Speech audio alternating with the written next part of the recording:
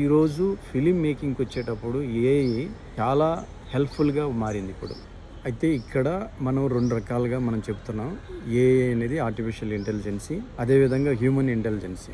అది ఏదైనా కూడా ఏఐ ఎలా జనరేట్ అయింది అనేది మనం ఒక మనిషే దాన్ని క్రియేట్ చేసింది. ఒక సాఫ్ట్వేర్ రంగంలో దానికంటూ ఒక సాఫ్ట్వేర్ని డెవలప్ చేసి దానికి ఏదైతే ఫీడ్బ్యాక్ మొత్తం ఒక మిషన్ లెర్నింగ్ సిస్టమ్ లాగా దానికి ఇవ్వడంతో దాంట్లో ఉన్నటువంటి ఒక బ్యాంక్ లాంటిది అది.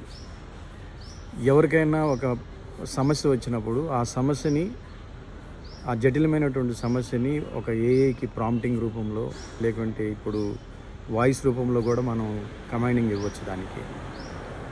సో ఇచ్చినప్పుడు ఏమి ఇస్తుందంటే నీకున్నటువంటి ప్రశ్నని అది డీకోడింగ్ చేసుకొని దానికి రిలేటెడ్గా ఉన్నటువంటి ఆప్షన్స్ని నీకు ఇస్తుంది అది. అదే గతంలో ఏంటంటే ఒక టెక్స్ట్ని మనం టైప్ చేస్తే ఆ టెక్స్టే మళ్ళీ తిరిగి ఇచ్చేది. అంటే గతంలో ఎలా ఉండేది, ఒక ఇంగ్లీషు లాంగ్వేజెస్ పరంగా ఉండేది, వాళ్ళు ఎక్కువగా దాన్ని క్రియేట్ చేశారు కాబట్టి.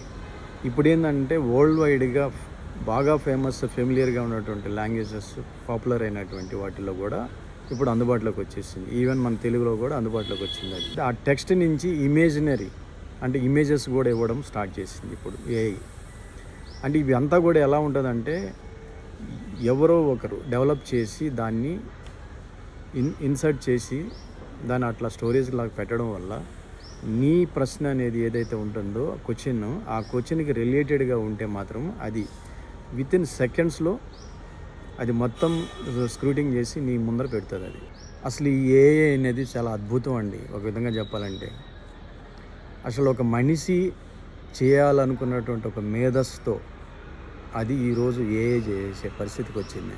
అంటే ఒక మనిషి యొక్క మేధస్సుని ఆ ఏఐలో ఇన్సర్ట్ చేసినందువల్ల సామాన్యుడు కూడా తన యొక్క ప్రశ్నని, తనకు కావాల్సినటువంటి ఇన్ఫర్మేషన్ని ఏఐతో తెలుసుకోగలుగుతున్నాడు.